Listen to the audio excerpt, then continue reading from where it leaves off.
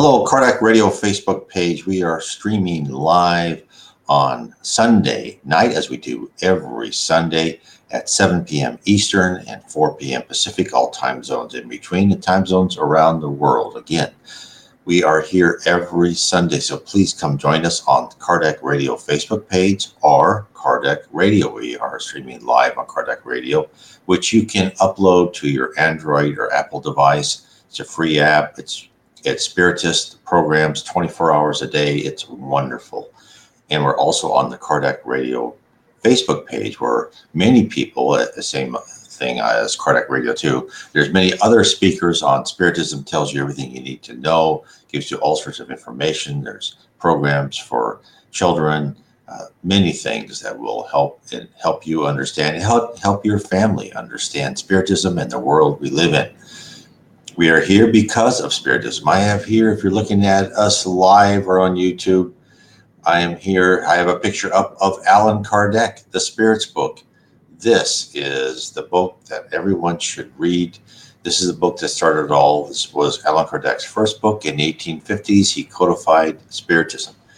Now, if you want to know more about Allan Kardec, there is a marvelous new movie out on Netflix, and it's called Kardec, Kardec, and I'm putting a picture up this so you can see it if you're on Facebook Live on Cardiac Radio, or you'll see it on my YouTube channel. So please go to Netflix. I've already had people email me and say, I saw the movie and then I got the book and then I found your website, and they're already asking me more questions. So it's very exciting. I think the same director that did the Kardec movie is also the one that directed No Solar, which is a great movie. It's also called Astral City, and you can rent it for, I think, about $3.99. It's in Portuguese. It has subtitles. Now, Kardec, the movie on Netflix, you can watch it either way. You can watch it with subtitles or it's dubbed in English. So whatever you prefer, you can watch Allan Kardec, and it tells you the story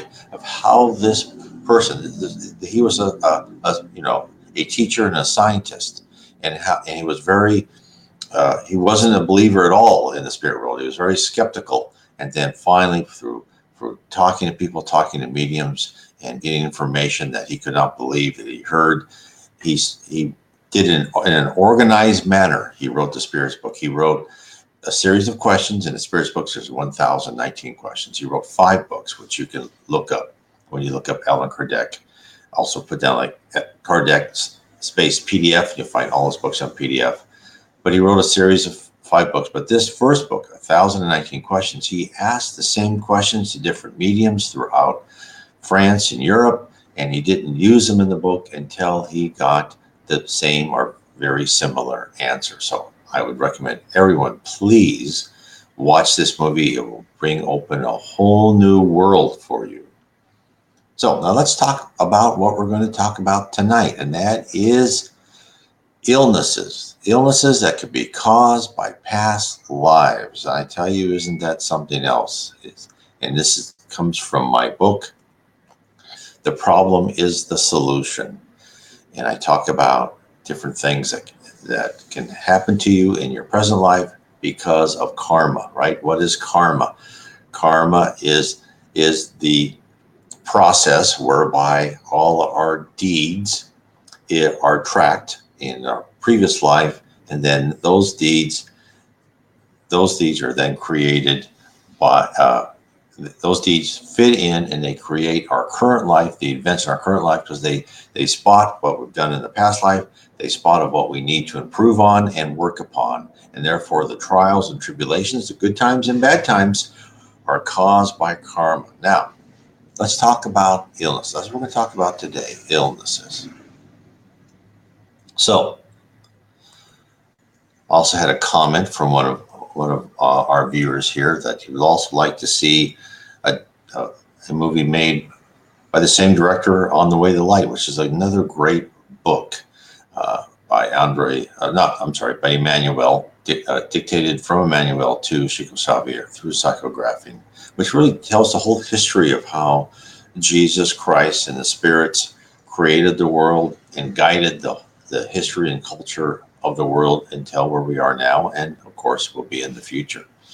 So I would love to see that movie too. But again, see the Kardec movie, read the Spirits book by Allan Kardec. You can, of course, go to my website, NW Spiritism, click on his picture. It will take you to a bookstore. You can find his books. You can, on the right-hand side, you can find links to my books too. But of course, if you don't mind reading on PDF, you can find all his books on PDF. But now let's talk about illnesses. So being ill or living with a disease is enormously difficult. Impositions on your life are a daily occurrence. Believe me, I know how that is.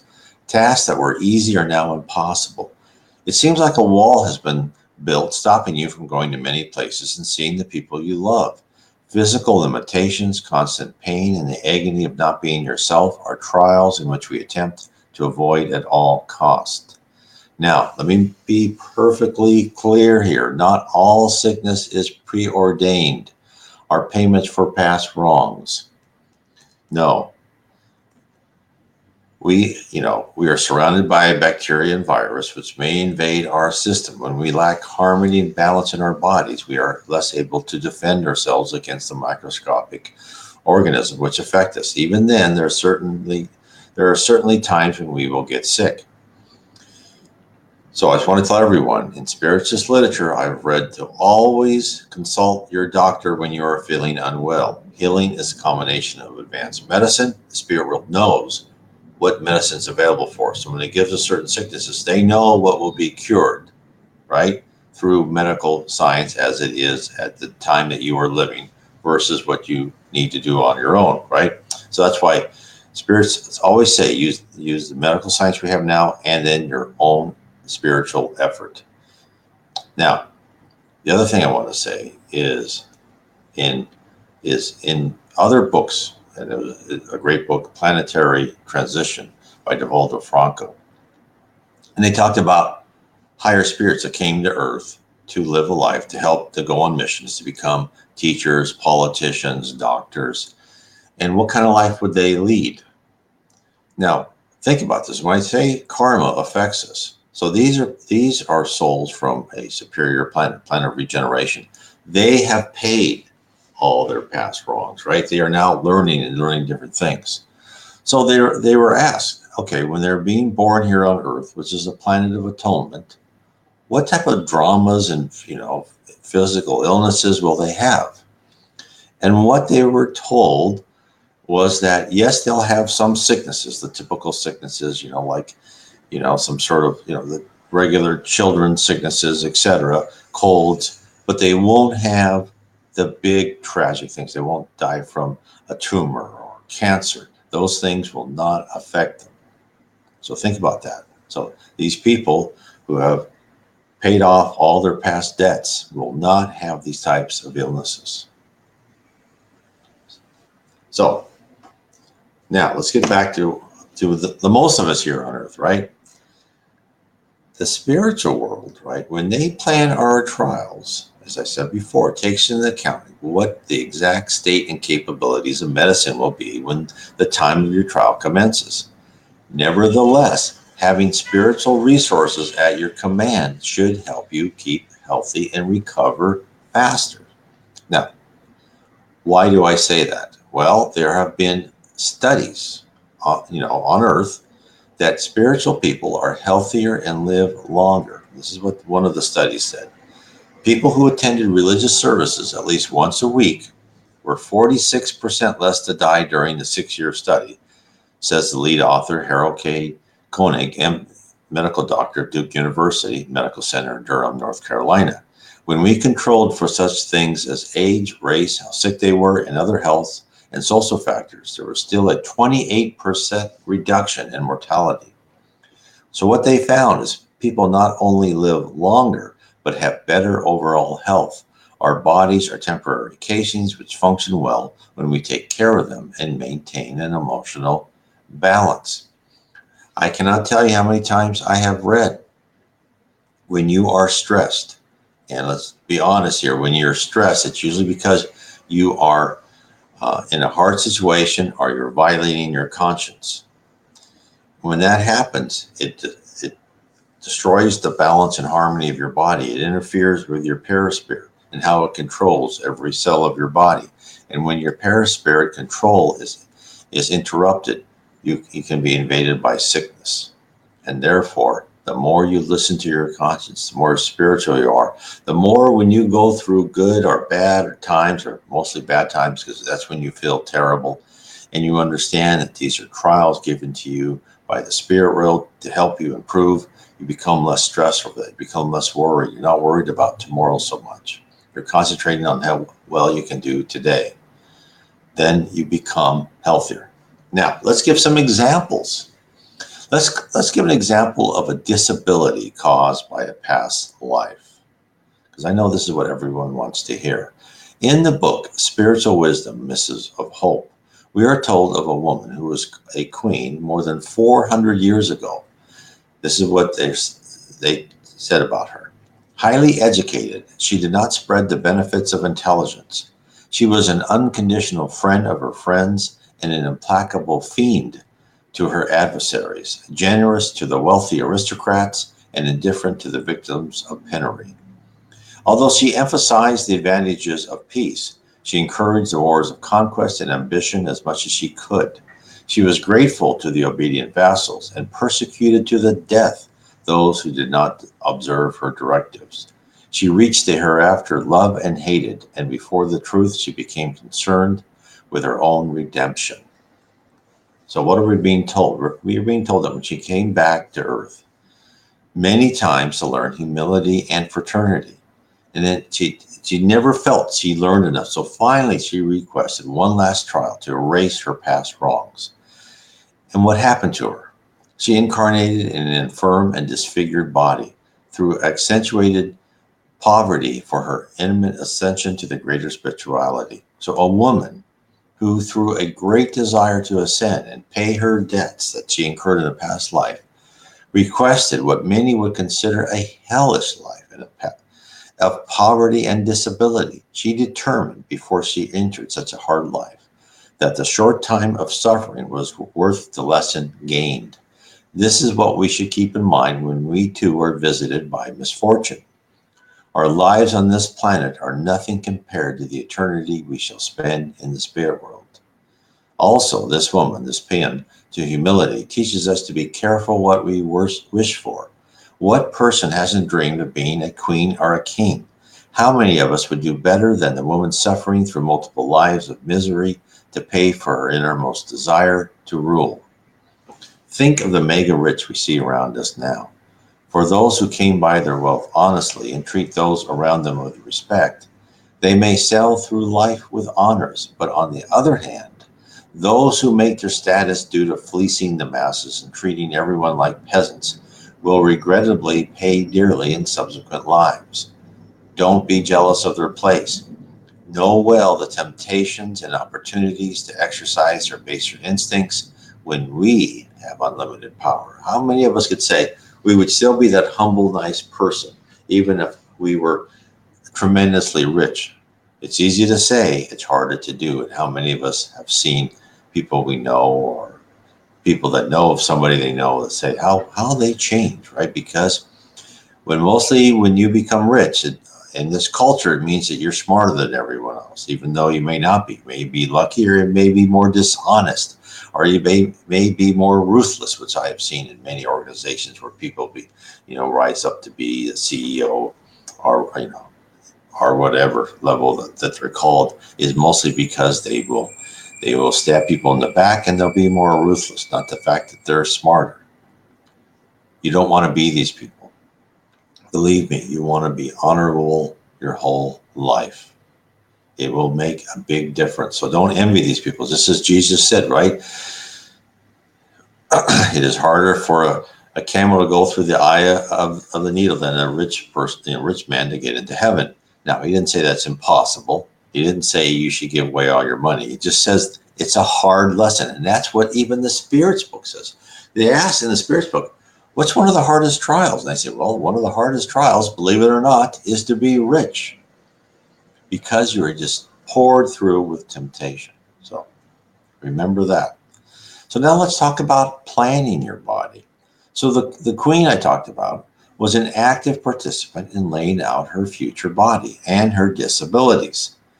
In the book Memoirs of a Suicide, which I recommend everyone, psychographed by Yvonne Pierre, a group of spirits are told about the planning of a reincarnation by a veteran of reincarnation planning. This is what he says. The planning of the events relating to a reincarnation will be rigorously studied, firmed up, and revised, always in accordance with the utmost justice, in fulfillment of the highest expression of the immortal decree sanctioned by the Divine Master, which explains all the problems that afflict and bound humanity, to each according to his deeds. So, hence, our plans begin what we must pay for in our previous life and what we wish to learn in our next life. It is as if we are in high school looking through all the college catalogs that have finally arrived, attempting to ascertain what our future will be. Next, he talks about the basic conditions of planning. He explains it. This is what he says.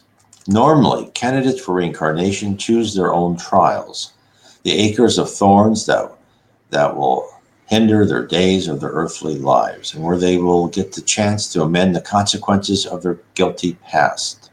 They themselves will beseech the guiding powers for new opportunities that will enable them to demonstrate their repentance and their desire to enter a redemptive path that will offer them the chance to correct the inferior impulses that drove them to their wrongful conduct. These trials can be experienced in a relatively sound body if the mental suffering is extreme, or in a deformed body, or in one stricken by an incurable disease. It all depends on the extent of the offense and the demerits involved. Now, he gave that lecture to suicide, which is why the choice of a sound body with more experiences for learning and trials for payment wasn't covered. However, the concept remains. We ourselves will direct the trials and in what type of physical covering we shall inhabit for our next life, the one you live in now. While you are listening to this this live stream on Kardec Radio Facebook page, or you're listening to it on BitChute or my YouTube channel, you are, through your eyes and your ears, you are in the body that you most probably chose. So if you don't like it, think about who chose it. Now, what we're told many times is your body. You can ask me, well, what about DNA? Aren't we a combination of the DNA of our parents? Well, yes, but within that DNA, what the realms, the spirit world can actually change the DNA a bit, right, to a certain extent, and give you better attributes or worse attributes. In fact, you can read, messages from high spirits, even talking to Andre Louise, talking about like a doctor that was born, and the spirits as that DNA is being created for that embryo. They're making sure that he has better coordination, better eye-hand coordination, better control. These things can all be affected by the spirit world. They can change your DNA within a certain boundary, depending on the strength and the level of the spirits that are helping out on that mission. So now let's talk about planning for a disease, right? So we don't not only determine the complete diagram of our bodies per se, but we also plan in advance afflictions that await us. Amazing, is it not? Andre Louise talks to a spirit in the Reincarnation Planning Center in the Heavenly City, No Solar. And he points out the extent of our future planning. This is what one of the spirits said. Here's the plan for the future reincarnation of a friend of mine. Do you see some dark spots from the descending colon to the sigmoid loop? This indicates that he will suffer from a large ulcer in this area as soon as he becomes an adult. Nevertheless, he has chosen it. Think about that. He chose it because in a previous life, what we had heard is he stabbed another man, and now he wishes to pay his debt. He will feel a similar pain that he initiated in the heat of passion. So, planning Planning an ailment before you are born and arranging it to occur at a certain time frame certainly goes against what most all medical researchers, or anyone else for that matter, believe. It is commonly held that most diseases are caused by external factor, although it is acknowledged that stress and other mental states could contribute to future difficulties, while other illnesses such as cancer are triggered by either different types of environmental influences, cells going rogue, or simple hereditary factors. What is not known is that deep in our DNA, there are events waiting to occur. We are not just born and grow because of our DNA, it also controls our physical destiny. Some of our trials have been implanted with us, waiting until the right moment to surface. For years, most scientists believe that DNA held large areas of useless information, although recently I've read some scientists are starting to wake to the fact that there's more than meets the eye that could be embedded in DNA. The current wisdom, according to Wikipedia, is a significant portion of DNA, more than 98% for humans, is non-coding, meaning that these sections do not serve as patterns for protein sequences. Now, I'm not a biologist, I have no proof, only an educated deduction, that if the spirit world is able to determine exact illnesses which will strike us at a certain age, then we must be preloaded with the required programming to trigger biological events within our physical bodies at specified times.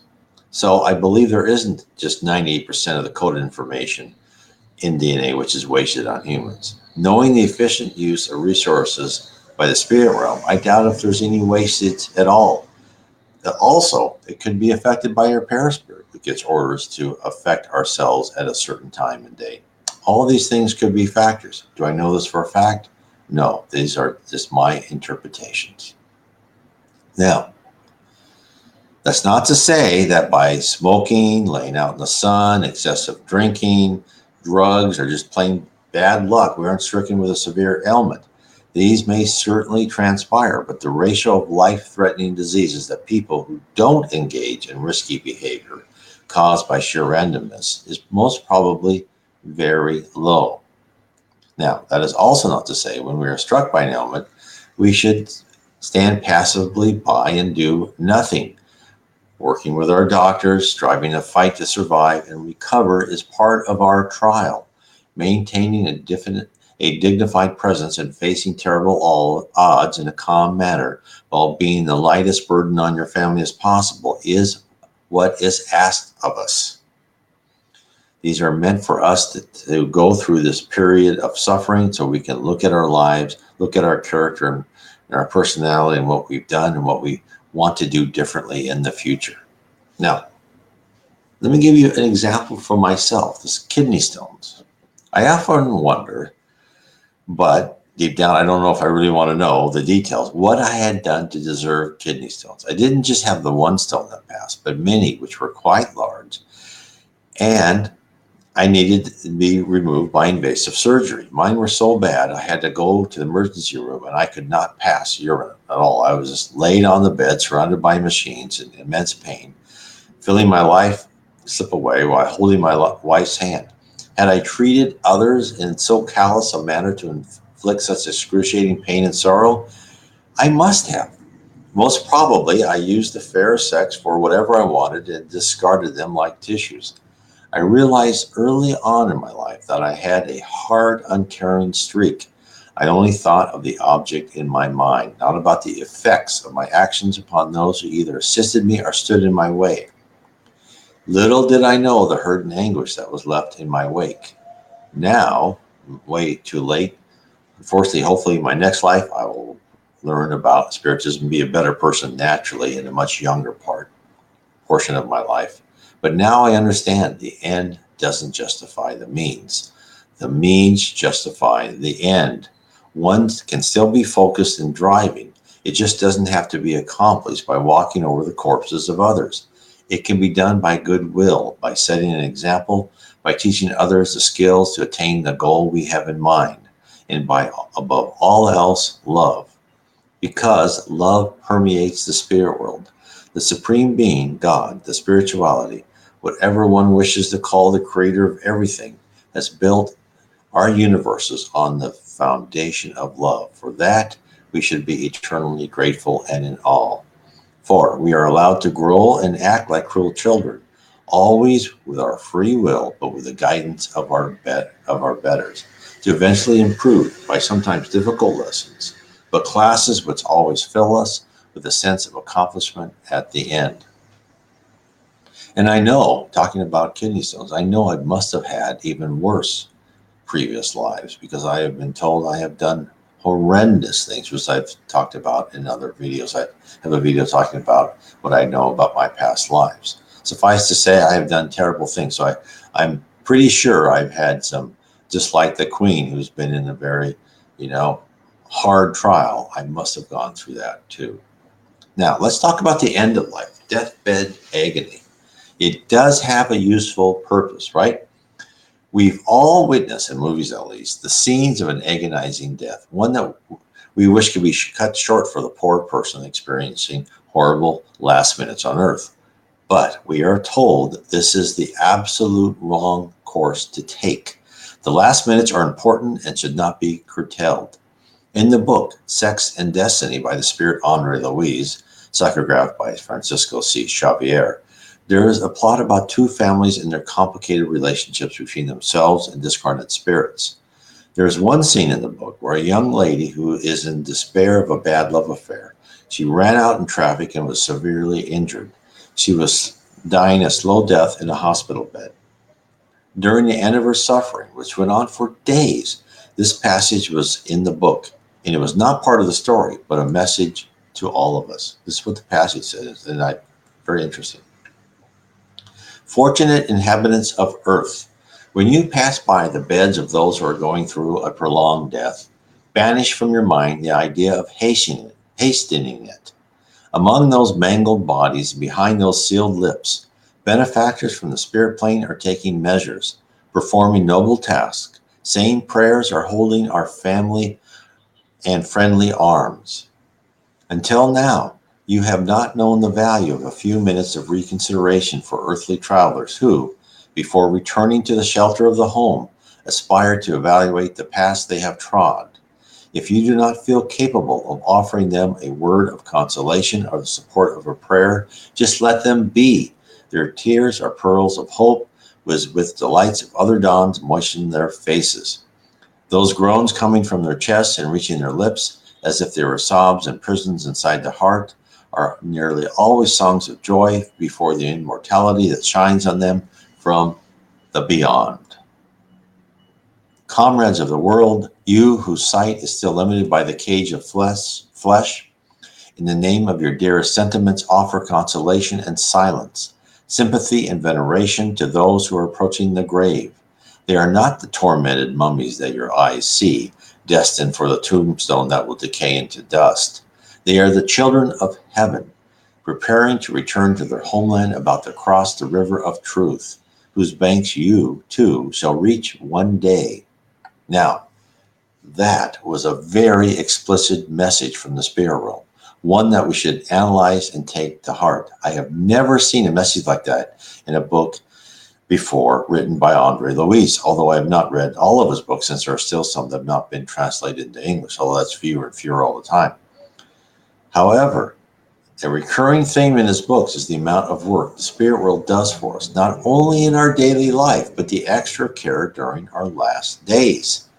Andre Louise emphasizes our obligation during these times, if we are present, to think clear, positive thoughts. Do not dwell on past wrongs by the person in need, and to silently pray for the person's transition into heaven.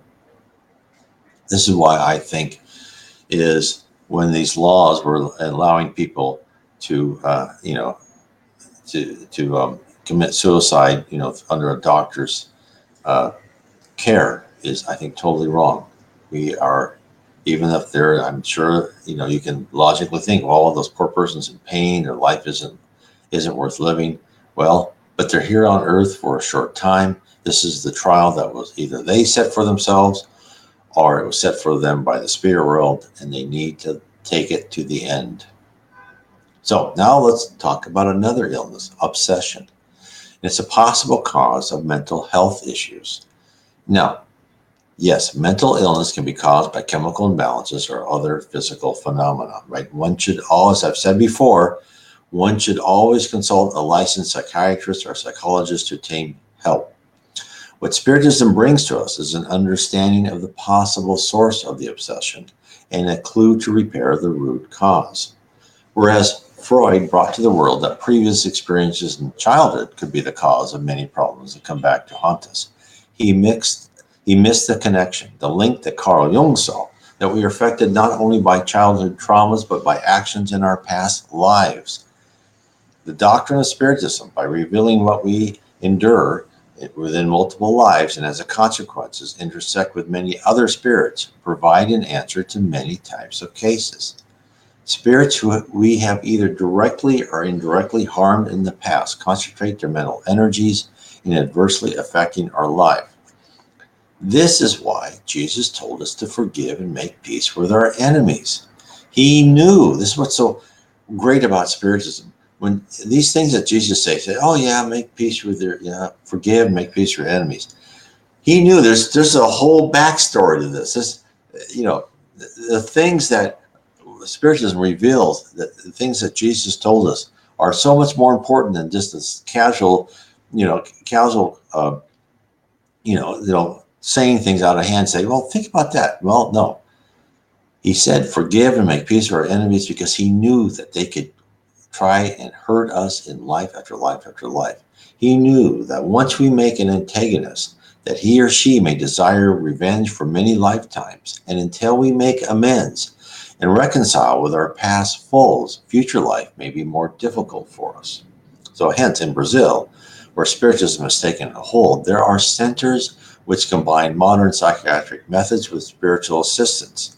In an article, Spiritist Psychiatric Hospitals in Brazil, on the website Mad in America, Emma Bragdon, who's a PhD, reports on the success rates of the combination of medical and spiritual assistance in Spiritist hospitals in Brazil. This is what she wrote. Even though contemporary research studies are few, unusual successes in healing at the Spiritist centers and hospitals are reported through stories and some academic studies. In April 2004, the president of the Federation for Spiritism in Sao Paulo, I'm probably pronouncing this wrong, Alvido Fioravanti, told me in an interview that his organization has more than a 90% rate in helping addicts successfully and the suicidally depressed to recover normal functioning without dependence on drug therapy. Social psychologist Gadhandras reported in 2001 that 70% experienced great improvement and a definite cure of their problems, including all manner of physical and mental illness, at Grupo Noel, a Spiritist center in Sao Paulo, Brazil. Ivan Hervé, a doctor, a psychiatrist, completed a 20-year study in another Spiritist center in Porto Alegre. He reported extraordinary success in helping those with profound mental illness to recover. The study aligns with the initial results of a 30+% cure rate documented in the 1930s by Dr. Vieira in the first Spiritist psychiatric hospital in Urubamba, Brazil. Dr. Bragdon goes on to describe how they achieved their success. This is what she says. Patients in Spiritist psychiatric hospitals in Brazil can elect to have Spiritist treatment in addition to conventional psychiatric care. Psychiatric medicine may be used, but not relied on as much as it is in the USA and Europe. Psychotherapy and addiction counseling, various therapies, art, music, and occupational, and outdoor sports or gardening are also available. A few of the key practices used for all patients who elect to have Spiritist treatments are laying on of hands, blessed water, prayer, and peer support.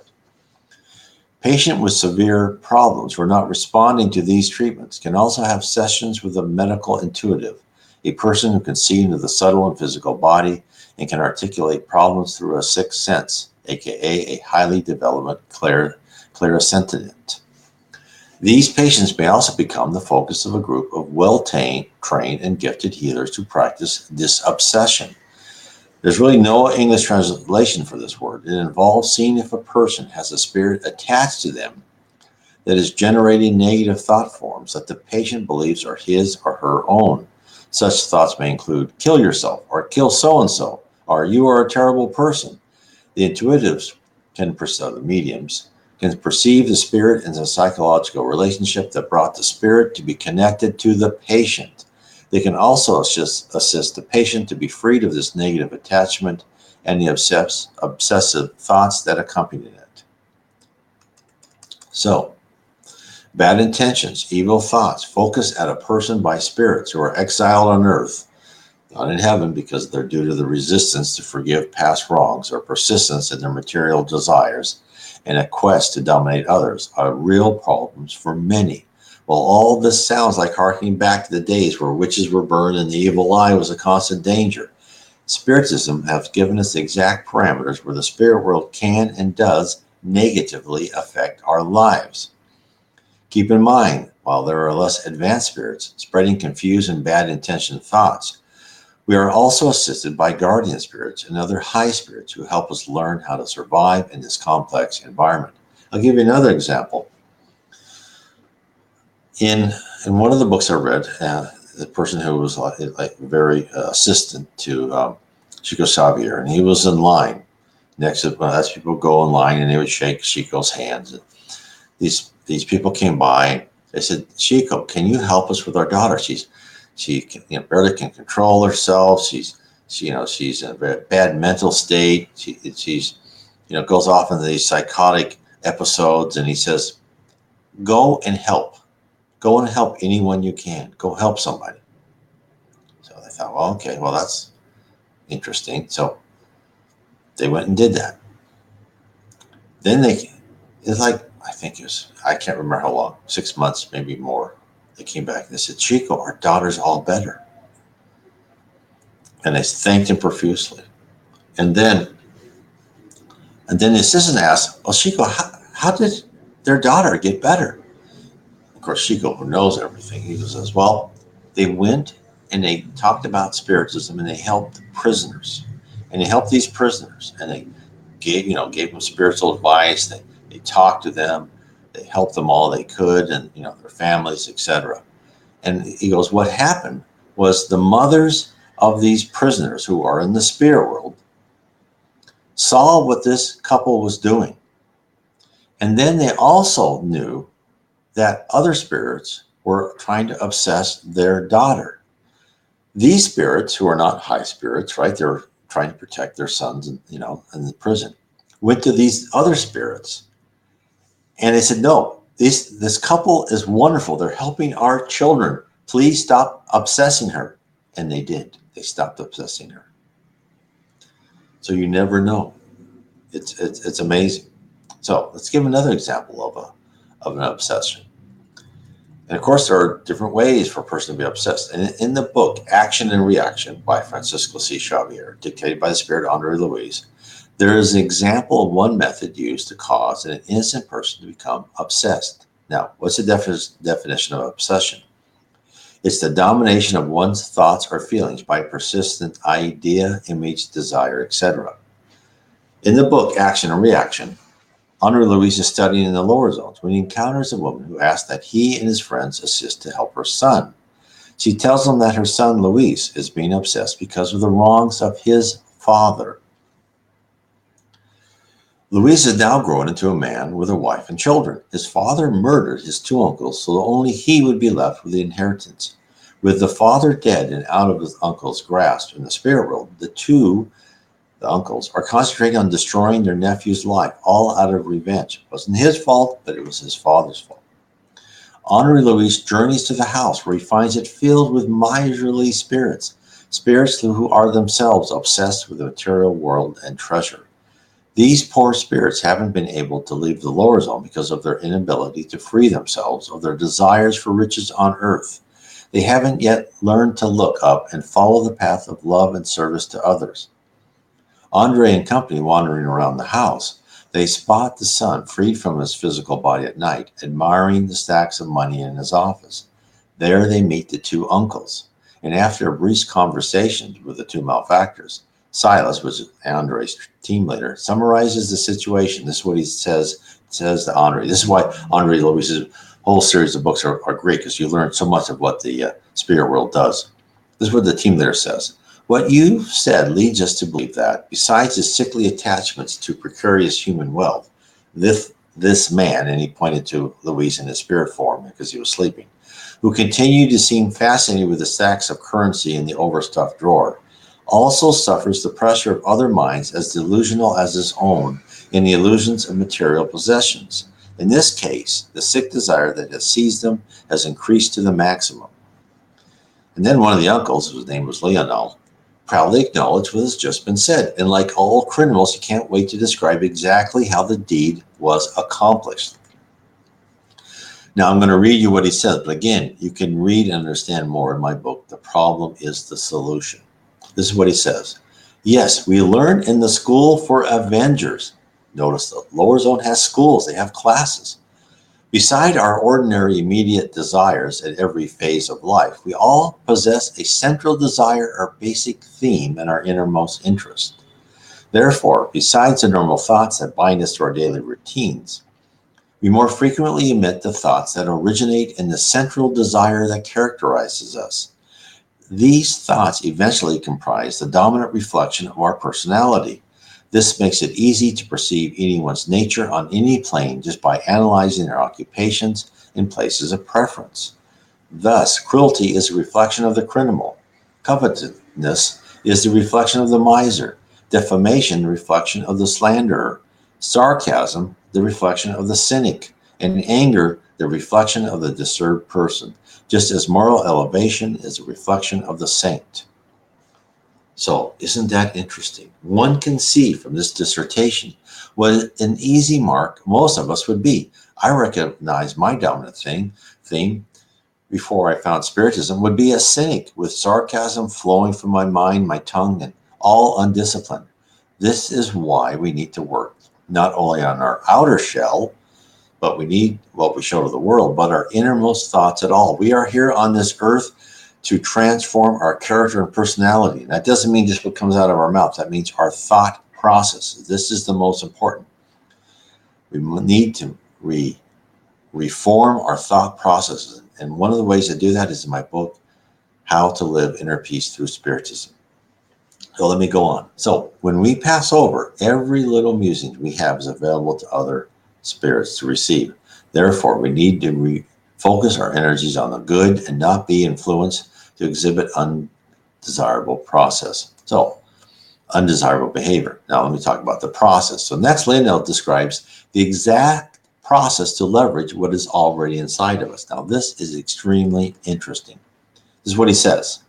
Once we discover the reflection of the individual we want to rectify or punish, it is very simple to overwhelm the person with unceasing stimuli, reinforcing the impulses and images already in his mind, and creating new ones to superimpose over the old ones, thereby continually feeding his mental fixation. With this objective in mind, all we have to do is bring the pernicious individual we want to correct into contact with others that adapt to his manner of feeling and being, especially when we ourselves don't have the time to create all the appropriate mental screens through hypnotic procedures. Using such processes, we can easily create and maintain his psychic delirium or obsession, which is nothing more than an abnormal state of mind that is dominated by the excess of its own creations, passing in a sensorial field. This can be infinitely added to by the direct or indirect influence of other incarnate or discarnate minds that are attracted by their own reflections. He goes on, he says, everyone is tempted on the outside by the temptation they feel on the inside. Now, Andre and his comments are amazed at this succinct explanation. You take the mental state of the victim, you use it, you magnify it, you plant even more of the same back into his mind, into a feedback loop, and a very effective thought generator feedback loop, because you have other spirits who are thinking the same bad thoughts, always hitting them, right? Our brain picks up more than we know. Our mind also radiates thoughts of the world. So we have to recognize we are a delicate instrument that must be kept in harmony at all times. Modern stress opens us up and makes us vulnerable to outside influences upon our feelings. Guard against playing the same thoughts over and over again in your mind. it can be used against you. If you find yourself pondering negative contemplations, take a time out and slow down. Excuse me. Meditate and use your faith to forgive and forget. Focus your energy on positive endeavors. Just like our physical body, which we must take an inventory at times to ensure our good health, we should do the same mentally.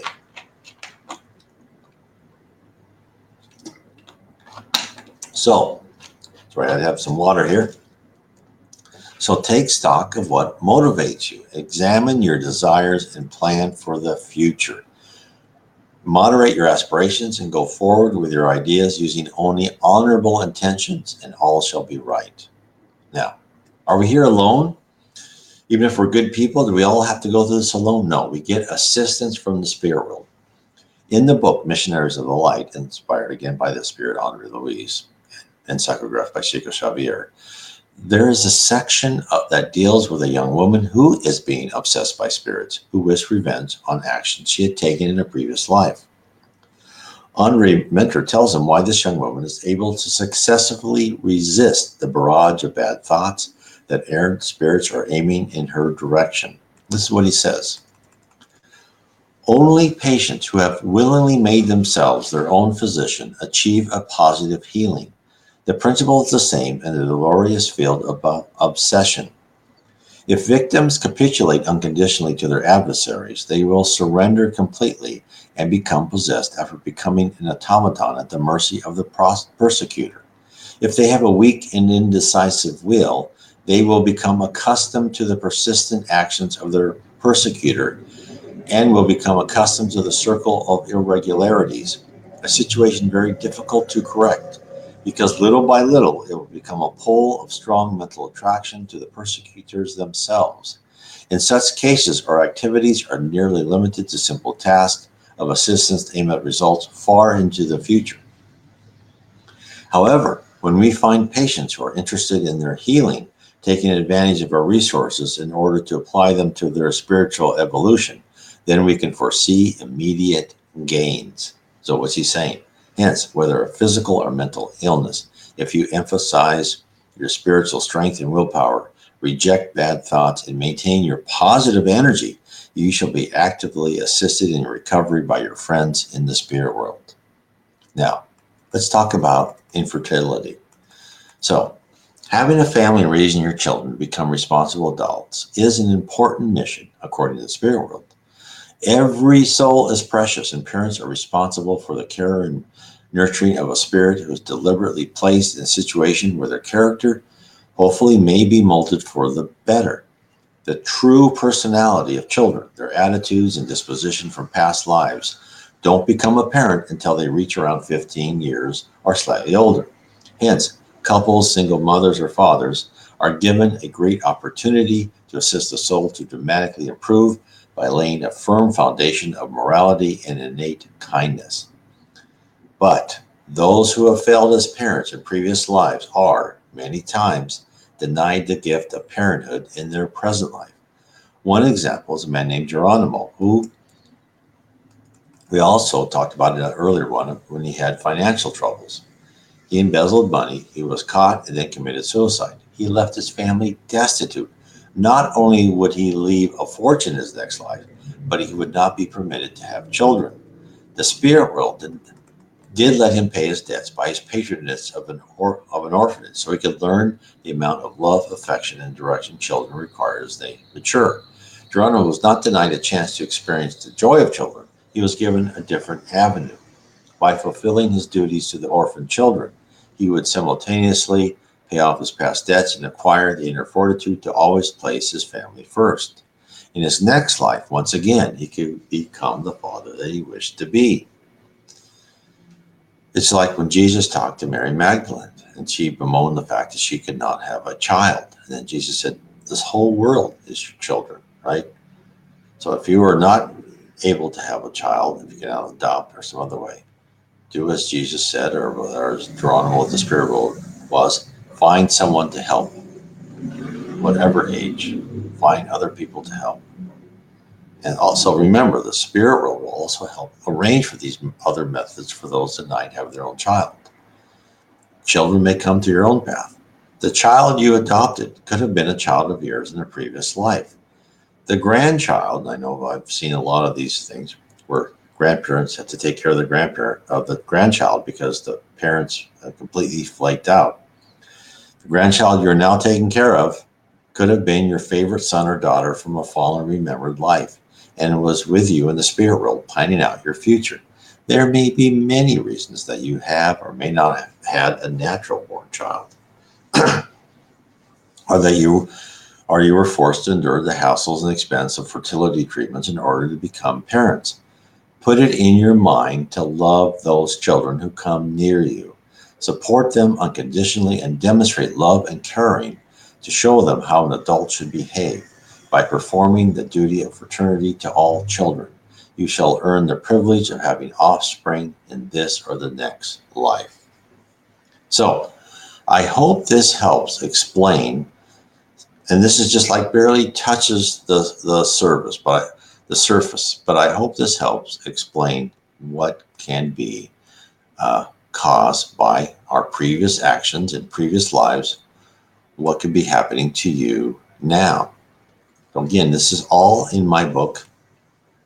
The Problem is the Solution.